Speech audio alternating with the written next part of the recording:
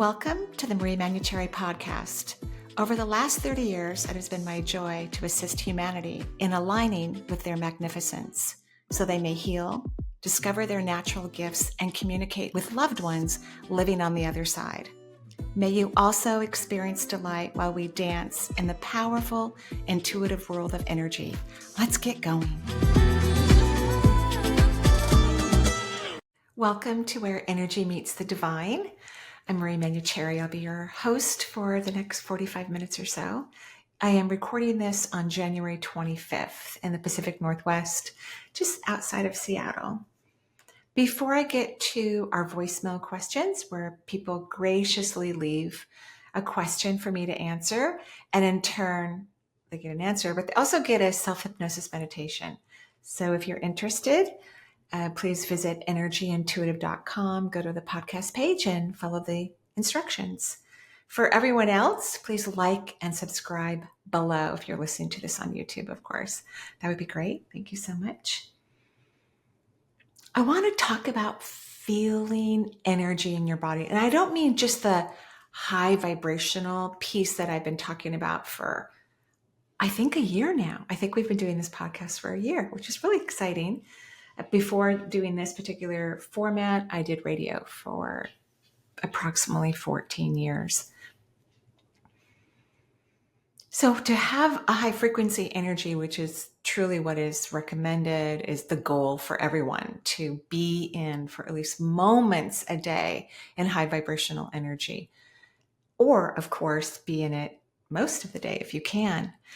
In fact, if you can practice being in high vibrational energy, you will begin to feel the difference between being in high vibrational energy and being in low vibrational energy. It can give you great information. Like if you are at work and your energy is elevated and you're having fun, maybe you don't even know you're having fun, but your energy is elevated. You feel good.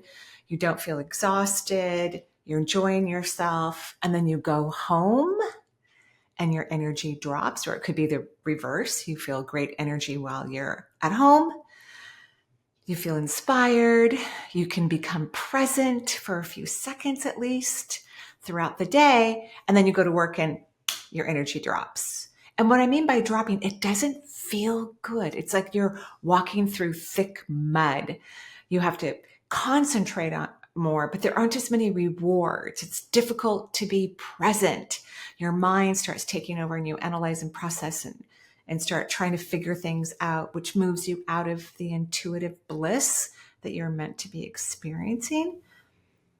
So that is something we've been talking about for an entire year. And I've talked a lot about how you could raise your vibration. Like, first and foremost, find something that authentically makes you happy. Today, I took my dog Charles on a walk through St. Edward's Park. It's this beautiful state park that has trails up in the woods. And each trail round trip is about an hour.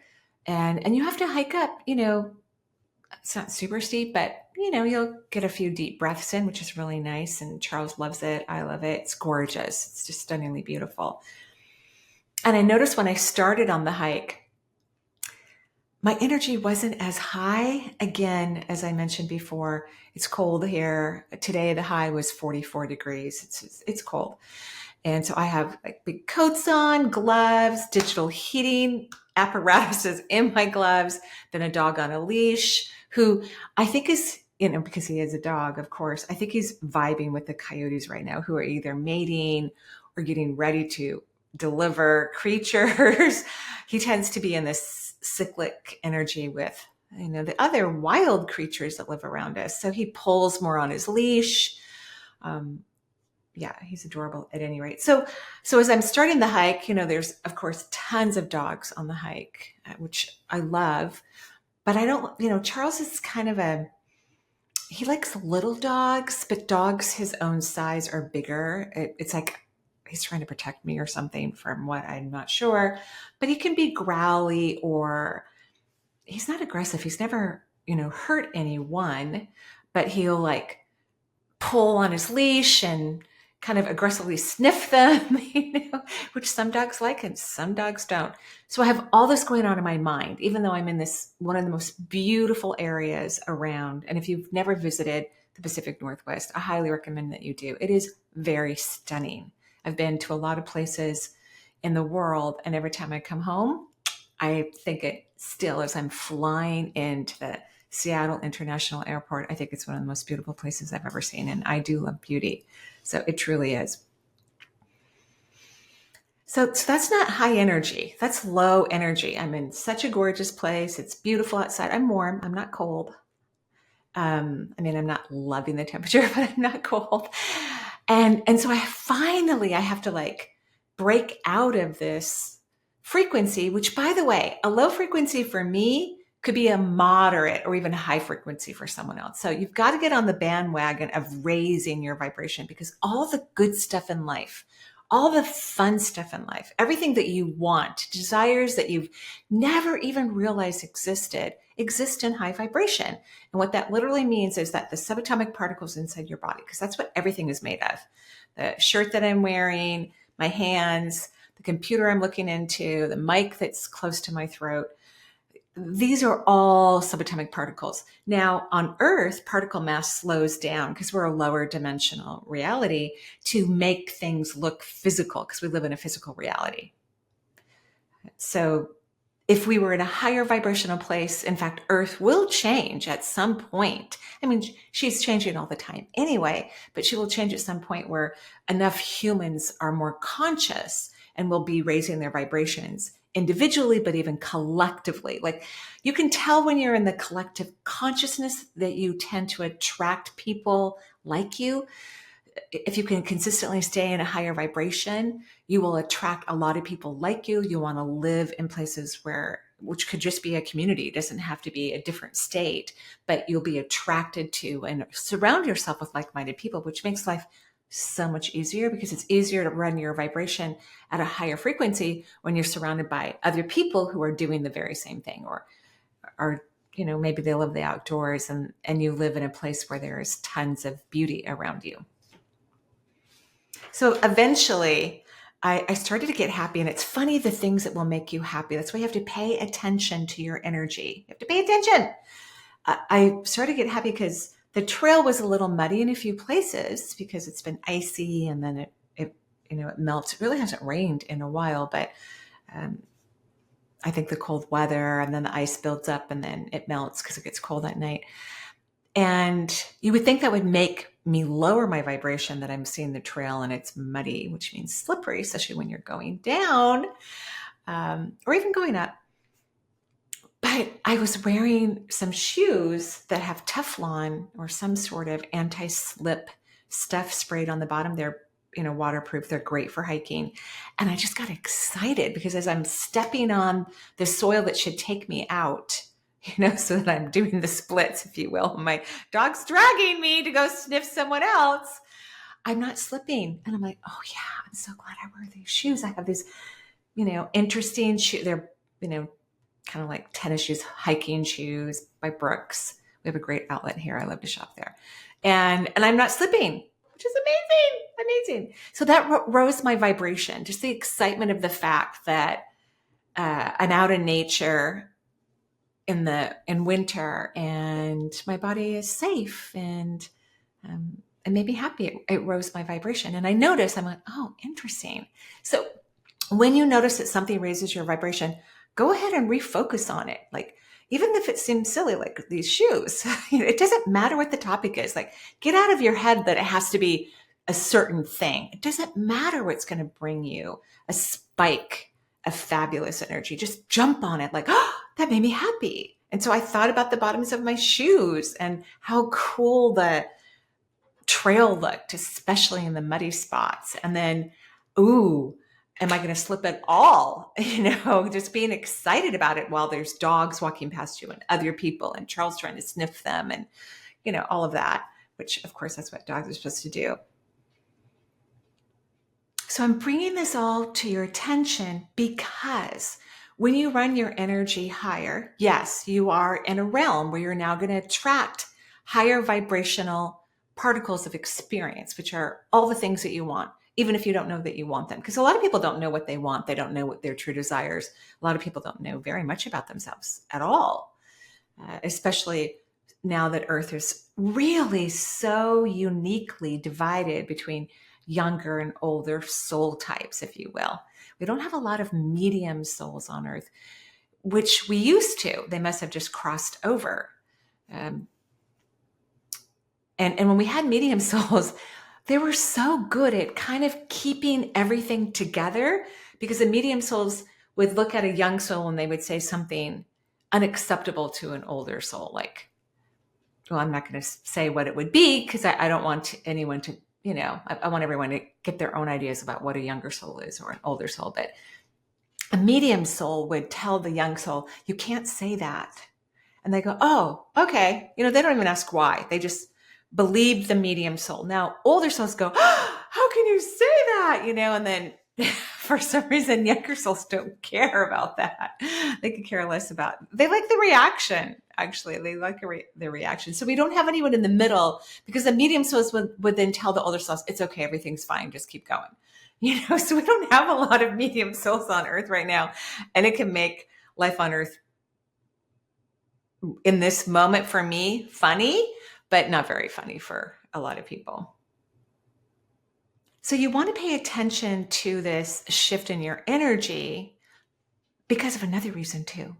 And this other reason is it's normal to feel energy moving in your body. It's normal. In fact, it's a sign that you're progressing, that you're moving forward, that you're expanding. If you're walking around the planet and you're not feeling energy moving in your body, which is the majority of the population, that means you're not expanding as well as you could be. Because everyone's always moving, forward. It just could be at a snail's pace, or it could be a little bit faster, or it could be at a quick space, like a dolphin swimming through the ocean.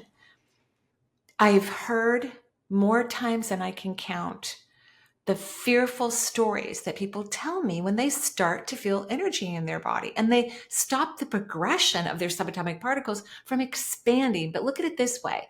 If you're wanting to expand, that means that your chakras in your body are most likely somewhat contracted, or are contracted on certain topics. And you can feel contraction.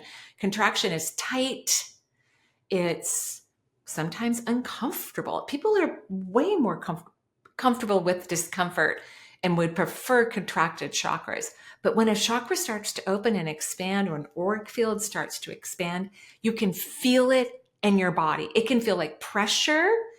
A lot of times the spine moves erect. I mean, that's one of the things I look for myself, that I know that I'm moving into higher levels of energy that maybe I don't consistently bathe myself in. It's because my spine becomes erect. This happens a lot when I teach. Even right now, as I'm speaking to you, my spine's, the vertebrae are lining up on top of each other like they're supposed to. So when you start to feel energy in your body, even though it may feel from your mental perspective like it's negative, like pressure, please embrace it. Your muscles will move when you expand. Your ligaments and tendons move. And I don't mean they're going to break or stretch. It's not going to give you a heart attack. None of that is going to happen. The expansion of energy is healthy. It's good for you. It's like exercising. Exercising is good for us. Walking on slippery trails with non-skid shoes is healthy. It's a healthy thing for us. So when you start to feel that, I want you to get excited about it. I want you to get curious. Please don't tell it to stop, because this is what a lot of people do. They get scared. They shut down their energy. They go do something else. They tell it to stop. Don't do that, please. Do not do that. Let it happen. Let it happen. So that's your homework for the rest of your life. And I'm going to go ahead and go to the phone lines now. Hi, Marie. My name is Fred. I am calling you from Alaska. Things have been good as far as an overall flow of things. It has its ups and downs, but nothing that are out of the ordinary or too traumatic. Just part of the, life experience. And that's kind of the issue. I'm feeling a bit of contentment, and I'm trying to figure out what my next step is going to be. I feel like it's possible that maybe pursuing in writing or furthering education, or maybe some other aspect in examining my own intentions. And any insight I can get on that would be appreciative. Because I'm not sure if I'm not quite feeling it in regards to just I haven't found that sense of awe in things, Right. or is it other limitations or fears or hesitations that are keeping me from moving forward into this Hmm. direction? So once again, appreciate any insight you can give, and if there's anything additional message wise or anything like that you feel I need to know, I am open to that as well. Appreciate your time, and I hope your day goes well. Thank you, Fred. Love Alaska. Talk about fresh air. Oh, I've only been there once, but oh my gosh, the air is amazing. And the bog and the way the moss hangs on the trees from the fresh air. Oh, it's just stunningly beautiful. A stunning place in the world. Yeah, it's gorgeous. You have to get happier, Fred. Like you're so lucky to be in this place where you are content. Nothing bad is happening. And you want more and you deserve it. But you're gonna have to raise your vibration. You're gonna have to find something exciting, just like whatever the bottom of my hiking shoes is coated with. You're gonna have to find something that piques your interest. You're gonna have to get curious. I think writing's a great idea. I would start with automatic writing. If you've never done it before, I've watched a bunch of videos on YouTube. I think I have something on my channel somewhere about it. But there's many people who talk about it. I do it every single day. I think it's a powerful way to get insight. But yes, you have to get happier. Content is good. There's nothing wrong with contentment. That's a good vibration, but we want it to be higher than contentment because that's what's going to inspire. You're ready for more inspiration, which is excellent.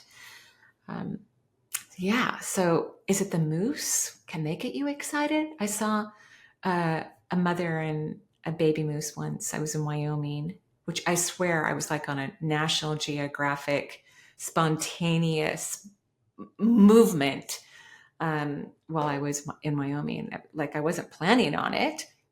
I was with a friend and we were driving in a small town and like 200 bison just walk across the road in like two cars ahead of us, And I was freaking out just a little bit because those two cars in front of us were like these monster trucks with rifles lined up in the back. And I'm like, please don't kill the baby bison. Because it was in the dead of winter and there were still baby bison, which was really interesting. And then there's elk and wolf. You can see them. I mean, the area is so big. The plains are so big. You could see the wolves off to the side, following the elk in bright daylight, but it was going to get dark, in a few hours. But then we saw all these cars pulled over to the side of the road. I'm just trying to help you get your energy elevated. And we parked, we got out, and there was huge mama moose and baby moose. And of course, wise people were near us and they said, don't get too close because moose will attack people, especially a mother moose, right? So we didn't. But I will never forget that day of, being on this spontaneous National Geographic tour in Wyoming. So find something to get your energy up and then refocus on it, because you're ready. You're ready. But all the good stuff is elevated. So your energy needs to meet this space of knowingness. Okay, good question. Thank you. Hi, Marie. My name is Jen. I'm from Illinois. I'm a nurse. I've been a nurse for over 30 years.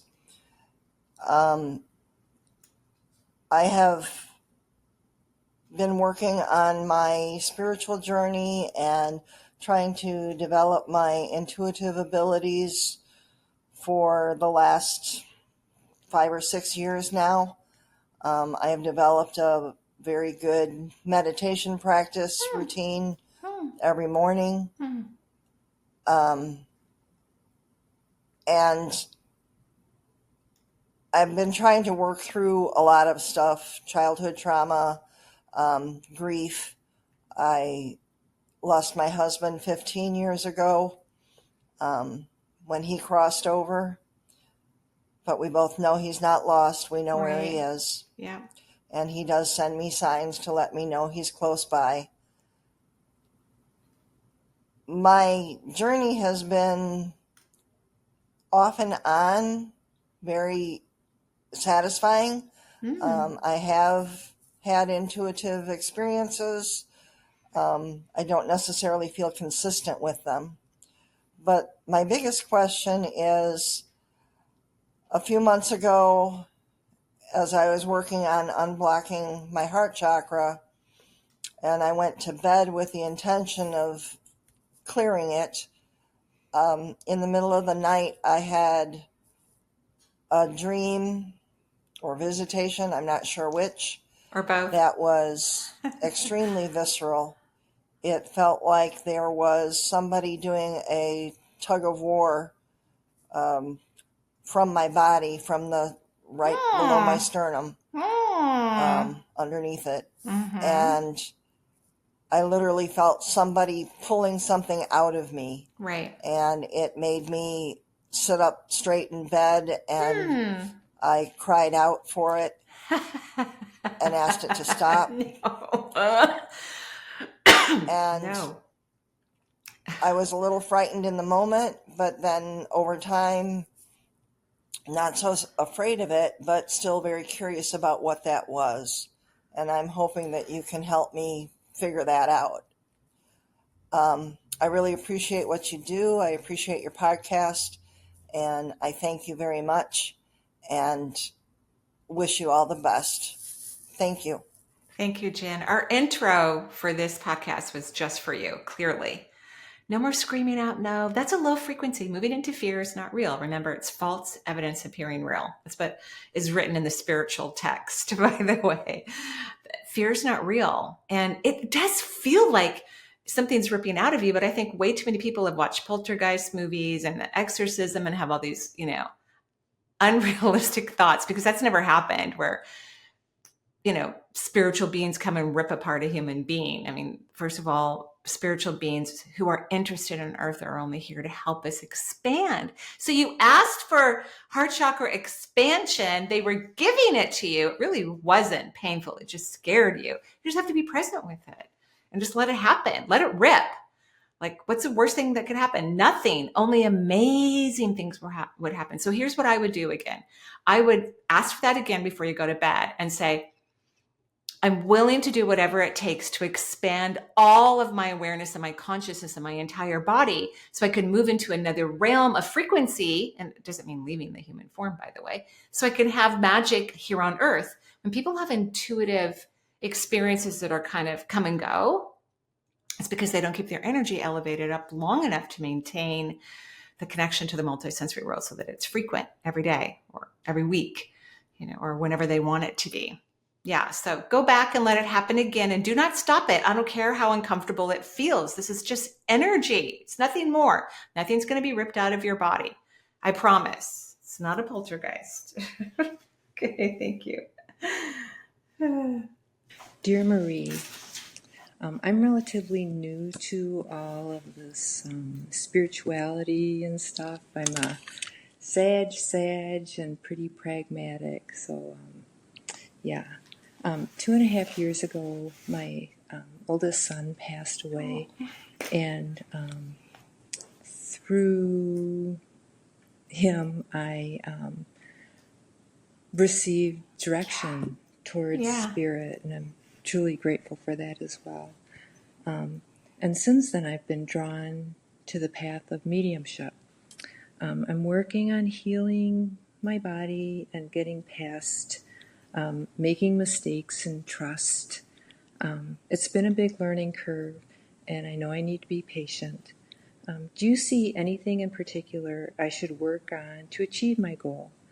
And does my son, whom I've been told by my guides, is unrelentless and have anything he wants to say or add? Thank you so much.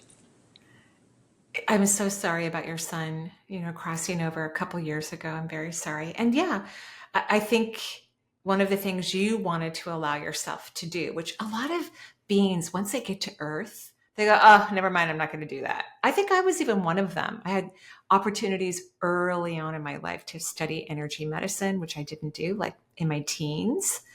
It's almost like the universe is like pushing us and pushing us and pushing us. So, now will you do it? Now will you do it? Now will you do it?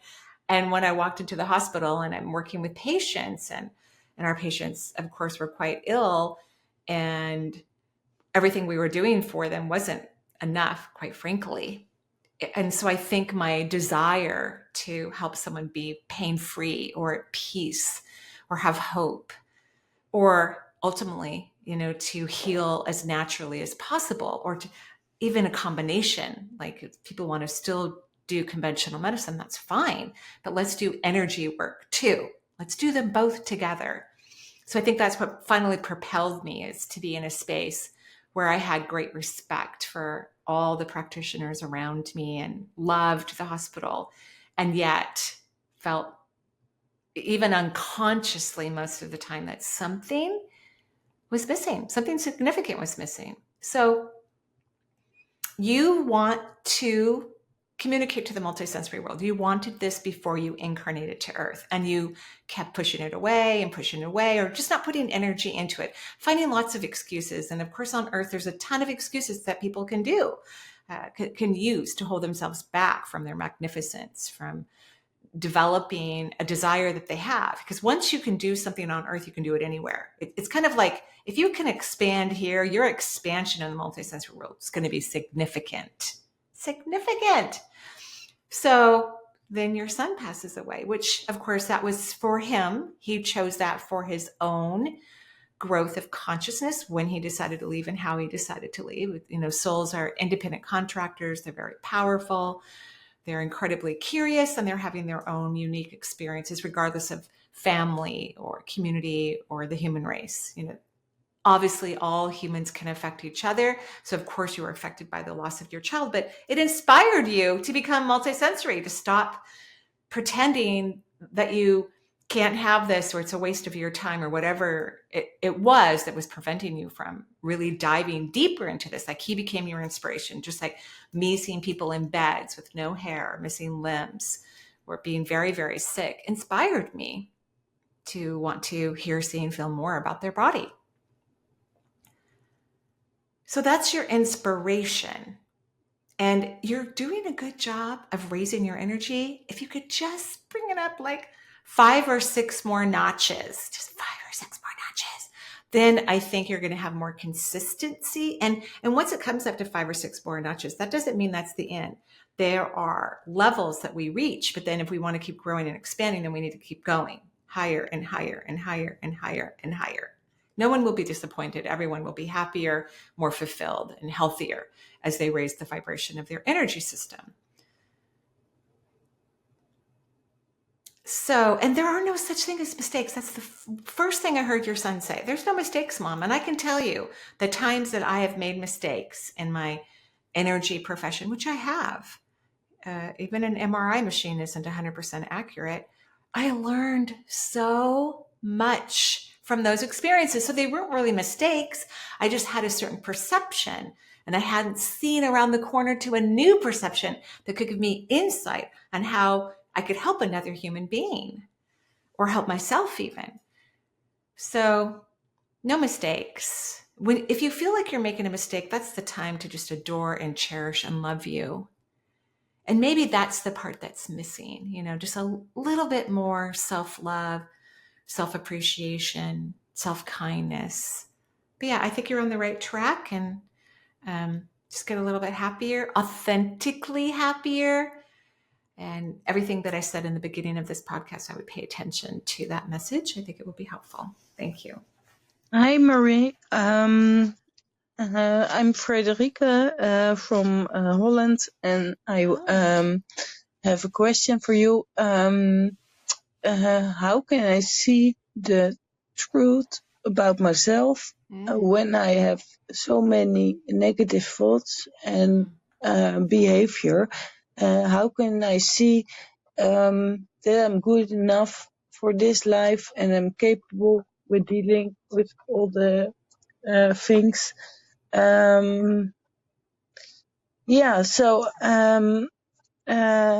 hear a lot of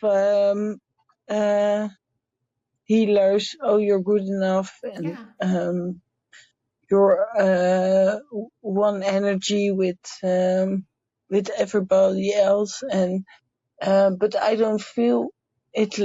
I don't feel it like that. I only can see the worst about myself, and so that's my question. What can I see behind that negative thinking? Mm-hmm. Thank you. You're welcome, Frederike. And thank you for your question. The majority of humans throughout the world have a significant propensity towards self-loathing. They don't even like themselves, let alone love themselves. So your question is admirable. Thank you so much for offering it to this podcast, your honesty, and know that you're not alone in this perpetual, what I call the human condition. This is the true crux. I'm not sure what word I want to use there, but the true crutch, if you will, of the human condition is self-loathing. A lot of people do not like themselves at all. Now, that's not the truth. They don't know really what they feel about themselves, and they're perpetually listening to their mind, which until humans learn to manage their thoughts and be kind to themselves just because. If you think about all the really young people and animals that we're kind to, just because, like little children, they could throw up on someone and accidentally hit them with a heavy toy, pee all over someone. And we're just like, oh, it's okay, honey. And, we clean them up and, tell them everything's okay if they hit us hard enough and we start to cry, or, someone in the pets that I own is, throwing up somewhere in the house at some given point. I have 2 cats that are elderly and then I have a dog. There's always some mysterious substance in the house. And I just love them. I just clean up after them. I may yell occasionally at my cats, but yeah, I just love them. Just clean it up. So you need to actually begin to create a relationship with yourself that allows you to feel these types of unconditional feelings towards yourself. So in order to get to that place, you need to start ignoring this self-critical, self-loving information. And I know that seems impossible because the mind is really loud. It's very aggressive. The ego part of the brain is unkind, very negative and aggressive, but it is only a small portion of your brain. And I don't think it's the part that we're going to be evolving through. I mean, yes, we're going to be evolving away from it, but it's not going to be evolving with humanity. It's just going to get smaller and smaller and smaller. Like scientists believe at some time humans won't have pinky toes because we don't really use them. And so at some point in our evolutionary process, we won't have that small toe at the edge of our feet because our body's going to finally go, oh, we don't need this. Let's eradicate it. That's what's going to happen with the ego. So whenever psychologists tell you that's not true, we really need our ego, I don't think so. I think we need our intuition, which is 1,000 times more accurate than the logical mind. So what will help you is to start to say kind things to yourself. And maybe saying I love you may feel too much or feel so uncomfortable, so far away from I don't like you at all, or other mean things that are even stronger in language that are most likely circulating through your brain and many, many millions and millions of other people on the planet. You could begin by saying, what if I start to like myself? Positive, curious, what if questions work great for changing the vibration in the body. It's like when you say a positive, curious, what if question, you begin to change the vibration in your brain. And it starts to calibrate a new frequency. And then that frequency drops through the blood-brain barrier and starts to affect the rest of your physical form. And so you move into a different vibrational reality once you have this frequency occurring, which could happen in seconds. So what if I'm starting to like myself? I just want you to be curious. When you think you make a mistake in life, or you did something wrong, or you weren't a good person, all the other mean things that the ego will tell the human being, just say, I love you, or I really like you. I'm sorry you're feeling uncomfortable right now. We're going to get through this. Everything's really okay. You really didn't make a mistake. You're learning. Just be very nice to yourself. Start off, gentle instead of jumping into the, oh, I love you so much. But that's your goal, is to get to a place where you unconditionally love yourself. And I know it may feel like a daunting task and overwhelming and that it's not going to create change, but it will. And it will happen faster than the way you're doing it right now. So the way you're doing it right now, you're not going to make a lot of movement or improvement. You're just going to feel stuck. And you're in this, the human condition. And we want to move into the multisensory condition or vibration or frequency, which means we have a different vantage point of ourselves, of the world, of everything that's happening throughout the cosmos and the universe. We have a bigger picture, a more authentic way of seeing, hearing, and feeling all the realities that we're a part of, not just the limitations on Earth. So keep me posted. Thank you. Hi, Marie. This is Claudia from Germany. I would like to ask you one question for my living partner or relation partner, Matthias. He had a massive heart attack, and I want to know from his soul or from his energy field what he has to think about and what can he do more to feel better. Mm-hmm. And I would be very happy for an answer. Thank you. Bye. Hello, Claudia. I'm so sorry that Matthias had a heart attack and a massive one. Those are scary. So I would recommend, and I know you're not from the US. I can't remember where you were from. I know you said it. Thank you. I would recommend some near infrared and red light therapy, like platinum therapy or red rush therapy. There probably are similar products in the European market, but he needs like 10 minutes twice a day of laser red light that goes in, and so that would be near infrared, and then regular red light going into his heart muscle. He had a lot of repressed anger in his chest, a lot. He doesn't visit his emotional body. He's repressed a lot of things that have happened in his life. He doesn't even have the awareness of what those things are. So he had a lot of repressed energy. And what can happen, people can have repressed energy and never have a significant health issue. It may show up different in their life. Like it could be that they have a bankruptcy that wakes them up, or they have a divorce that wakes them up. So some things can be external, like in our relationships. And then some people, when the energy changes in their body or in their life, it affects them physically. But it's always how the universe believes will create an opportunity for a person to awaken, to ask questions, to want to change, to want things to be different. And so some people aren't as easily affected by their body, like they have more optimistic relationship with their physical form. So most likely their health is not going to be what awakens them. It's going to be some external force. So for your partner, it was his body, because it's got his attention. He's shocked.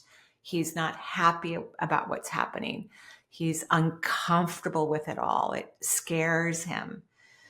So his heart chakra looks quite open now because he has to let people take care of him. And you've always taken excellent care of him. I hope that you are spending as much energy on yourself as you are your partner. Because very compassionate people need to recognize that the love that they spend on others is what their own being wants them to do for themselves. It's a clear communication between your soul and yourself. Like, oh, you have this great ability to love others. Can we please pour this on yourself? That's literally what the universe is asking you to do. But his heart chakra looks nice and open now, which is great. I think the red light therapy would work. And I know I'm not giving you some other information because honestly, I don't feel his consciousness wanting to do inner work. It would be great if he had some therapy of some sort from a healthy, good therapist who believes in energy and won't just talk about all the negativity. That's what would be great. Or even see an energy worker. That would be also good for him too, to have some energy sessions. But I'm grateful he survived the heart attack. And I hope that his body continues to recover and gets healthier and healthier. Thank you.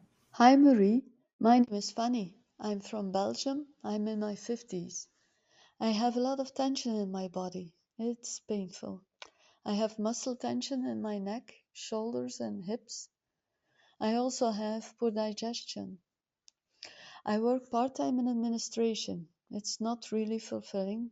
Is that the reason? Or is it because I lack self-confidence? Or something else? I do several things to relax. I have a steady program of Qigong and yoga and meditation. I practice appreciating myself and being happy about even small things. I've done some beginners courses on connecting with spirits and departed ones, but I don't feel much progress. So I'm looking for more ease, more fun, also more drive, more meaning. What do you read in my energy, and what advice can you give me? Thank you very much for the work that you do. Bye. You're welcome, Fanny. Thank you. Thanks for Qigong. It's my favorite besides Reiki energy modality. Like I will go do Qigong if I feel like my energy is low or not as high as I would like it to be before I do a session or before I teach a class or do a podcast. Yeah, I love Qigong. I teach it in every retreat that I give to. Just a little. I'm not an expert at it. So your energy is low. It's low. So you got to get happier. I do think your hormones are affecting these joints and this soreness in your body. I think it's from low estrogen. So estrogen is a natural anti-inflammatory, and when it reduces, women in particular will have joint issues, digestive issues. It's not uncommon. It's very common. So you may not want to do compounded hormones that are bioidentical. That's the only hormones I would recommend for anyone to put on their body or in their body.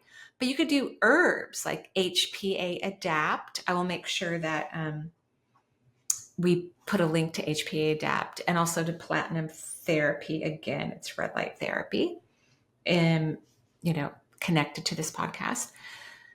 So HPA Adapt are herbs that help stimulate hormones to move into balance. It's a wonderful formula. I've been taking it for years. I think it works great. And it can give people energy too. It can help up your mood. So you have to get happier. I know your work isn't fulfilled, but that's fulfilling. That's good information. It's not bad to recognize that something isn't fulfilling. It's good. It's like the next thing then is to change your behavior, do something different, get curious about something else in your life that is fulfilling. Maybe start teaching a Qigong course. You love Qigong. Why don't you start teaching that?